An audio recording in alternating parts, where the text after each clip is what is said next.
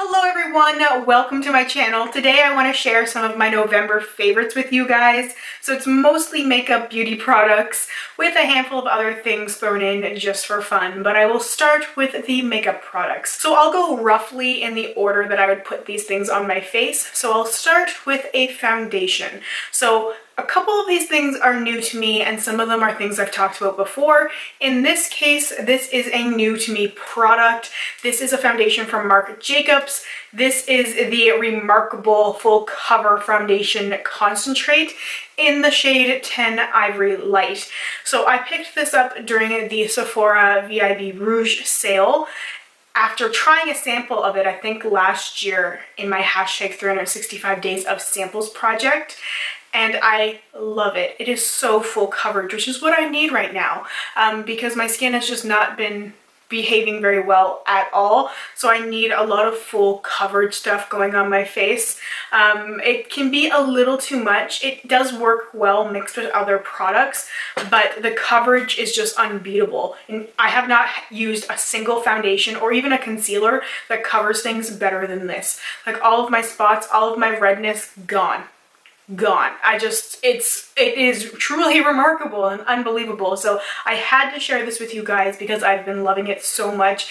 This is just unbelievable. I know I've only used it for a couple of weeks, but it's just become like an instant favorite for me. Another product I've been loving is from YSL, and this is a brow product. This is the YSL Couture Brow. So it's a tinted brow gel with a really small spoolie on the end. My sister gave me this one, and this would be more of her shade, more for blonde hair. I want to finish this up and purchase the deeper shade, the brown shade, just because this is the best tinted brow gel I've used so far. I always like to try new things and play around with other things, but I've used a few from the drugstore. I've used like the infamous Gimme Brow from Benefit, which I wasn't super crazy about. And then I tried this one and I went, yes, okay, this is the tinted brow gel I've been looking for. Day to day, when I have to do my full face really quickly, I will run this through my brows and then either fill in spots with a pencil or a powder, depending on how much time I have. Sometimes, if I have absolutely no time, I will just run it through on its own, and it just will give enough coverage and hold to my brows that it looks like I kind of tried.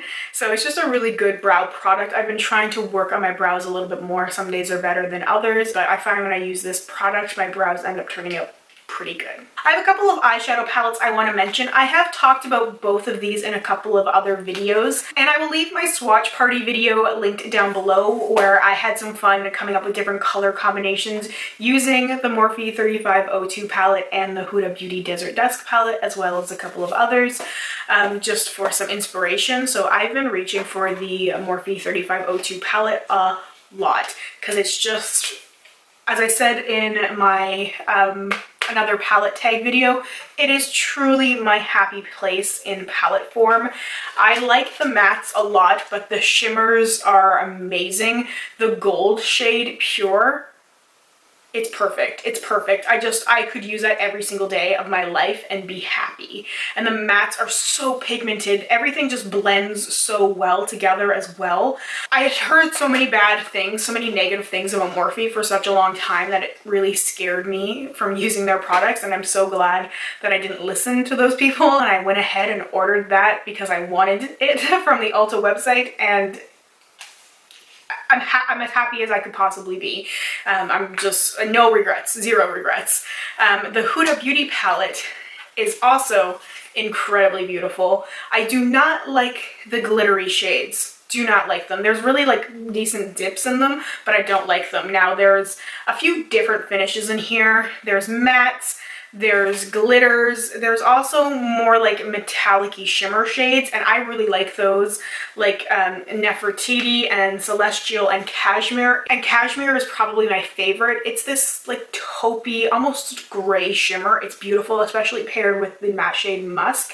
The mattes in this palette are gorgeous. They blend so well, they last forever. It's just some of the more glittery shades that I really wanted to like Retrograde and Twilight, that apply beautifully, but after a very short amount of time I get a lot of follow. But those shades are very minimal in this palette, so I'm happy about that, because the shades like Cashmere and Nefertiti and Musk and Eden and Amber, like they blend so well together, and I've been having a lot of fun using this palette as well. So speaking of eyeshadows, I recently picked up some new eyeshadow brushes. These are from Wayne Goss. This is the Eye Set. A couple of them are used, so ignore that, but hey, I do use these things, and these are sort of freshly clean. I have used all of them. They're amazing. I just feel so much better about my eyeshadow since I started using these, just because everything blends so amazingly well and so effortlessly and so easily. And I had heard so many good things with these, but I have to give full credit to Emily and Stephanie for encouraging me to go forward and buying these, because they have made a huge difference in my eyeshadow game, and I'm only getting started. I've only been using them for a little over a week, but I've been using them daily, and I've noticed, I noticed an instant difference. Like the first time I used them, I went, wow, okay, so this is what blending is like. This is what eyeshadow is supposed to look like. I was just completely blown away, and I've been continually using them and being more impressed. And maybe it's a little bit of a placebo effect where I just feel more confident with them. I feel like I have like these tools of artistry in my hand now, so I'm taking more chances. I'm being a little bit more brave with my choices instead of trying to stay very conservatively. I'm like, you know what? No, I can tackle this. I can do it. And I'm just having more fun than ever before. So it was quite an investment, but I'm really glad I did it, because I just can't wait to get better. All I've ever been trying to do when it comes to makeup and even YouTube and stuff like that is just get better. I like to see progress. And I felt like for a while I'd sort of plateaued when it came to my progress with my makeup looks, and I feel like this is helping me get over that, and I will be able to create more interesting looks going forward, because I sort of reached like the end of the road with the tools that I currently had. I have mentioned the next couple of things many times, but I will mention them again. The first things are the Tarte clay pots. So these are technically eyeliners. I rarely use them as eyeliners. I tend to use them as like a cream eyeshadow or a base. They're amazing for cut creases, especially if you have hooded eyes, or you notice things like transferring when you use concealer. I struggled for a long time because concealer never worked. Everything just got really creasy and never lasted, but these guys, these little eyeliner pots are fantastic. The white one is my absolute favorite one for that reason. I love it. But I have a bunch of other ones. I will use them for accents as well. In my last video where I had the blue eye look, I actually used the white one, and I also used a little bit of the mint green one as well. So I've been using the white one and the green one the most. I've also used the purple one a little bit recently, and the new one I got, which is the yellow. I really love these products. I just feel like I could have every color and be happy, because they function so well for me, and I can do so much with the different shades. And it would not be a favorites video for me if I didn't talk about the heavy metal liners from Urban Decay. I'm gonna drop them again. I've already dropped them like 6 times. I have a lot of them. I love them. I have all of them now. 2 of them are on the way. They will be here soon. But I have all of the old ones and 4 of the new ones, and I will soon have a complete collection, and I could not be happier. These are one of my favorite makeup products of all time. Like, holy grail status, absolutely. When they announced that they were coming out with new shades, I was so excited. I was on the Urban Decay website when they were released, and I bought a bunch. So I have a few favorites though, things that I've been using more. I'm in love with Grind, one of the new ones. It's pink with iridescent glitter. It's amazing. Of course, a Midnight Cowboy. This is the one I always recommend to people who want to try out an Urban Decay Heavy Metal Glitter liner. They're like, which one should I start with? I always recommend this one, the gold one, because it's just so classic. It goes with pretty much everything. Unless you don't wear warm toned eye looks at all, I just feel like that's most people's default. If you're more of a cool tone person, I'd say go with the silver Glam Rock. because that's beautiful as well. I also really love Distortion, which is just pure craziness. It really does distort everything and it makes everything look really cool. I love it, especially with black and various shades of like pink and orange. And Amp, I've been using Amp a lot. This is blue with some like silver and various shades of blue glitter in there.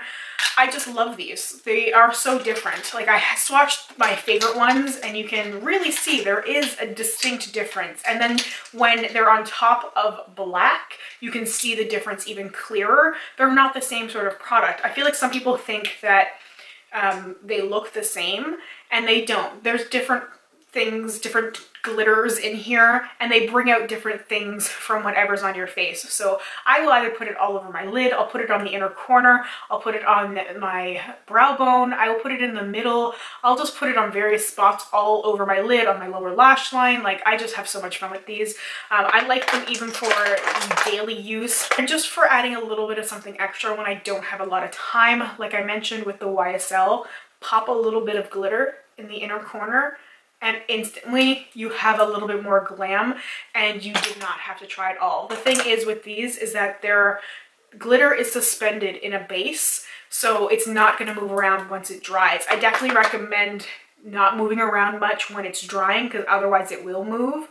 So if you're someone like me who has hooded eyes, if you put it on your lid and then just go about your business before letting it dry, it will transfer to the upper portion of your lid. Wherever your lid goes when it's open, it will transfer there. But if you let it dry first, it won't. So just take your time with it, let it dry, and you will be fine.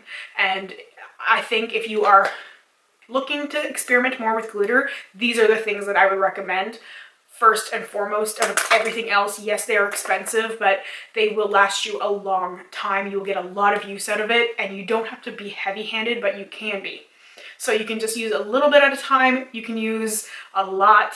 You can put it on top of your winged black eyeliner for just a little bit of a festive touch. There's a lot of room to play with them, and I really think they're a fantastic product. Just one of the reasons I really love Urban Decay as a brand. All right, anyway, that is all for my makeup beauty stuff. A handful of other things that I've been loving, probably to no surprise of anybody, Taylor Swift's Reputation album. I'm a snake. Sorry, I didn't mean to flip you off there. That's just my snake ring. I am a huge Swiftie. Have been for a very long time. I believe I've talked about it before. I've been a Taylor Swift fan since like before her first album came out, or around the time her first album came out anyway, when I found her on MySpace. And I've been a super fan, and I wasn't sure about Reputation at first. I loved Look What You Made Me Do. And then when the other singles started coming out, I was like, I don't know about this. I don't know about the sound. And then when I listened to the album, I went, okay, yes. I Did Something Bad has to be my favorite song. I also love Getaway Car and Dancing with Our Hands Tied. Those are fantastic songs. I like the whole album now. I will listen to it all.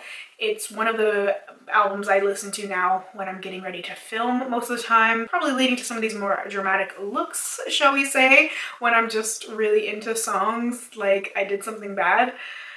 Endgame, it's also good. It's so good. If you haven't listened to the album, I highly recommend it. Even if you're not a Taylor Swift fan, you might find a song on there that you like, because it's not her usual sound. It's not even close. It doesn't even sound like her last album. It's totally different. So give it a chance if you haven't. I've also, of course, been listening to Fleetwood Mac, but that's no surprise to anybody, is it? I've been listening to a lot of the older Fleetwood Mac stuff. There was recently a Fleetwood Mac trivia night near me, and they had a whole like event thing planned, and there was Fleetwood Mac trivia. So of course I had to go, and of course I won.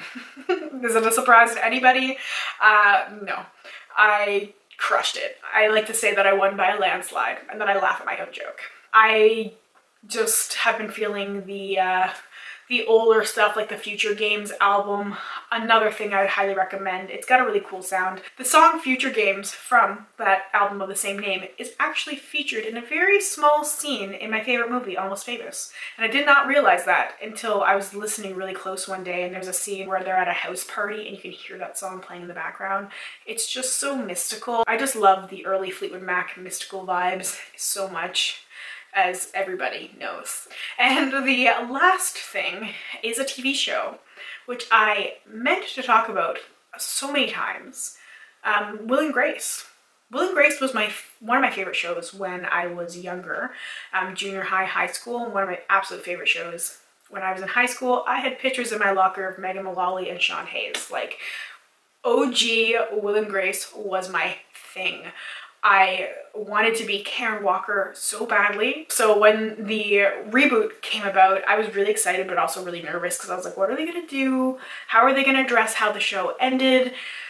Is it gonna be the same? Is it gonna be anywhere near as good? And it's great. Like, I just feel so good. My first reaction when I watched that first episode was that it felt like coming home.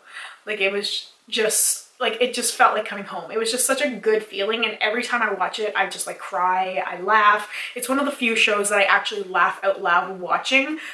Will and Grace and Family Guy. Like, those shows, I will laugh out loud hysterically. Just, they get me. They get me on some kind of weird level. So I love that show. It's one of those shows that I will never miss. I will always watch, and I always try and watch it when it's on as opposed to watching it later when it's recorded, because there's just something about it. It just brings me back. It's really nostalgic. I'm just a huge pop culture junkie. I always have been, and I'm getting back to it more a little bit than I used to. Sort of celebrity gossip and TV shows and movies and music, and it's just the stuff that I just love. It's just, it completes me. It completes me. Anyway, that is everything for my November favorites. We're almost into Christmas. I'm really excited. I can't wait for this year to be over though, because I just want 2018 to be magical, and I'm so excited for it. But I have a lot of fun things still up my sleeve, my non-existent sleeve, for 2017. Let me know what you guys would like to see from me. I am planning a couple of declutters as well as potentially an anti-haul, so let me know what you would like to see next, and I will do my best to incorporate what you guys want to see. And that is all from me. Make sure to let me know what you've been loving in November as well, and I hope I'll talk to you soon. Bye for now.